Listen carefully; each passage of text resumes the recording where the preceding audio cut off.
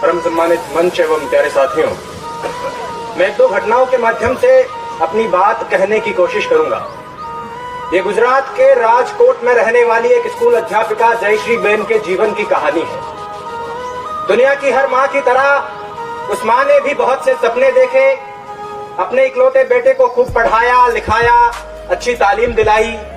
बेटा भी सफल हुआ, प्रोफेसर बन गया, डॉक्टर बहू से शादी हो गई, घर में पैसों की कोई कमी नहीं रही, जीवन में सब कुछ ठीक ही चल रहा था। लेकिन बुरे दिन कुछ ऐसे आए कि बूढ़ी माँ को लकवा मार गया, पैरालिसिस हो गया, हाथ पैरों ने काम करना बंद कर दिया, तो माँ अब बिस्तर पर पड़ी रहने लगी। एक रोज कुछ यूं हुआ बीमारी के दिनों में कि बेटे ने माँ को सहारा देकर खड़ा किया। माँ बड़ी खुश हुई कि मेरा बेटा मेरे बुढ़ापे की लाठी बन रहा है। बेटा माँ को पकड़कर धीरे धीरे सीढ़ियों के सहारे छत पर ले गया। माँ बड़ी खुश हुई कि मेरा बेटा मुझे धूप दिखाने ले जा रहा है। छत पर जाने के कुछ देर बाद बेटे ने अपनी माँ को गोद में उठा लिया। माँ खुशी से भाव विभोर हो गई कि मेरा बेटा जान गया है कि मुझे सीढ़ियों से चढ़ने उतरने में दिक्कत होती है। मेरा बेटा मेरी कितनी फिक्र करता है, मुझसे कितना प्यार करता है। लेकिन उसके बाद उस बेटे ने जो किया, हाथ उठाकर दुआ कीजिए कि दुनिया का कोई भी इंसान वैसा ना करे। उस बेटे ने गोद में उठाकर अपनी माँ को 4 मंजिला मकान की छत से नीचे फेंक दिया। बूढ़ी माँ कुछ समझ पाती उससे पहले उसकी जिंदगी खत्म हो गई। 4थी मंजिल से नीचे गिरने में कितना वक्त लगता है? 3-4 सेकंड लगते होंगे। लोगों को लगा कि माँ छत से गिर गई होगी, लेकिन पुलिस पड़ताल और सीसीटीवी फुटेज से 3 महीने बाद पता चला कि माँ मरी नहीं थी, प्रोफेसर बेटे ने मारा था। और पुलिस पूछताछ में प्रोफेसर साहब ने कहा कि मैं माँ की बीमारी से तंग आ गया था और इस आफत से पीछा छुड़ाना चाहता था। इल्म की तासीर जब गुरूर में बदली, बुनियाद रिश्तों की महज दस्तूर में बदली और बुजुर्गों को फकत आफत समझ बैठी औलाद आदम की बड़े बेलूर में बदली। 2 महीने की बीमारी से परेशान होकर प्रोफेसर साहब ने 9 महीने तक पेट में रखने वाली माँ को मार डाला। ऐसा ही कुछ मुंबई की आशा साहनी के साथ हुआ। उनके बेटे ने खूब अच्छी तालीम हासिल की, अमेरिका गया, प्रोफेसर बना, लेकिन घर लौटकर नहीं आया।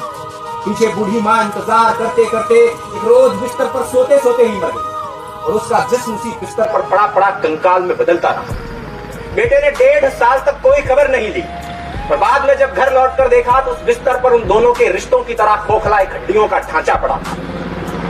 ऐसा ही कुछ सूरत की चंपाबेन के साथ हुआ, ऐसा ही कुछ इलाहाबाद के कमलेंद्र श्रीवास्तव के साथ हुआ, ऐसा ही कुछ इसी शहर के ब्रह्मपुरी में रहने वाले एक बुजुर्ग के साथ हुआ। एक आध घटना हुई होती तो कहा जा सकता था कि उस मनुष्य की मनोवृत्ति में कुछ फर्क रहा होगा, कुछ विकार रहा होगा। लेकिन ऐसी घटनाएं बहुत सामान्य हो चली है, अखबारों में रोज यही खबर है। और इन घटनाओं में एक दुखद समानता यह है कि ये उन घरों में घटित हो रही है जिनमें बच्चों ने बहुत अच्छी तालीम हासिल की है। मुझे आज बोलने के लिए जो विषय दिया गया था वो ये था कि तालीम तो है लेकिन तहजीब कहीं खो गई है। हालांकि पग पग पर इस बात की गवाही मिलती रहती है, लेकिन ये घटनाएं इस बात को पूरी तरह से सिद्ध कर देती है कि तालीम तो है लेकिन तहजीब कहीं खो गई है। शिक्षा तो है लेकिन संस्कार कहीं खो गए हैं, सभ्यता कहीं खो गई है। अब प्रश्न यह उठता है कि ऐसी घटनाएं हो क्यों रही है, तहजीब खो क्यों रही है। दरअसल हम जिस तरह से अपने बच्चों को पालते हैं और उन्हें सिर्फ तालीम देते हैं, उससे बच्चे प्रोफेसर, इंजीनियर या डॉक्टर तो बन जाते हैं लेकिन इंसान नहीं बन पाते। स्पष्ट कर दूं कि मैं शिक्षा नीतियों को कोसने के लिए खड़ा नहीं हुआ हूं। दुनिया के हर देश में शिक्षा नीतियां इसी तरह से काम करती हैं। अकादमिक शिक्षा का संस्कारों से सीधे तौर पर कोई लेना देना नहीं है। संस्कार देने का काम समाज करता है, परिवार करता है, माँ बाप करते हैं। और अगर संस्कार कहीं खो रहे हैं तो इसकी जिम्मेदारी उन्हीं की बनती है। बच्चा संस्कार कहां से सीखता है? घर से ही तो सीखता है। अब पहली बात तो यह कि बच्चों को घर में रखा ही नहीं जाता, और यदि रख भी लिया जाता है तो स्कूल में और घर में कोई फर्क नहीं रखा जाता। हम सब जानते हैं कि संस्कार सिखाने की उम्र में माँ बाप बच्चों को रट्टा मारना सिखा रहे होते हैं। एक रोबोट की तरह, एक मशीन की तरह बच्चों को प्रोग्राम कर रहे होते हैं और 20-25 साल बाद उस मशीन में रिश्ते, संवेदना, प्यार, सम्मान और संस्कार खोजने लगते हैं। और जब नहीं मिलते हैं तो परेशान होते हैं। तारे जमीन पर फिल्म का वो दृश्य याद कीजिए।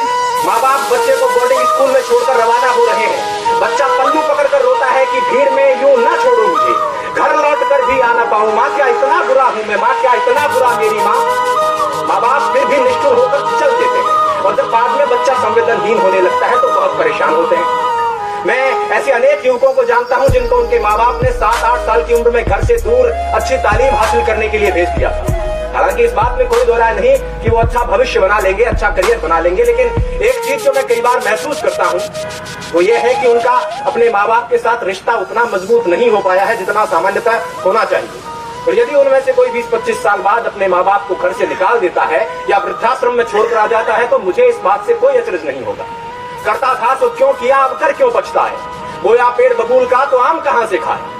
पहले जब प्यार बोया ही नहीं है, सम्मान बोया ही नहीं है, संस्कार बोया ही नहीं है तो उसके मिलने की उम्मीद क्यों करें। खैर, मैंने काफी समय ले लिया है। अंत में चलते चलते बस इतना कहना चाहूंगा कि जयश्री बहन तो छत से फेंके जाने के बाद नीचे गिरते वक्त कुछ सोच पाई थी या नहीं सोच पाई थी मुझे नहीं मालूम, लेकिन अगर आपके साथ ऐसा हुआ, भगवान ना करे ऐसा हुआ, तो आप ये जरूर सोचेंगे कि तालीम के साथ तहजीब भी दे दी होती तो इस तरह नहीं बढ़ना पड़ता।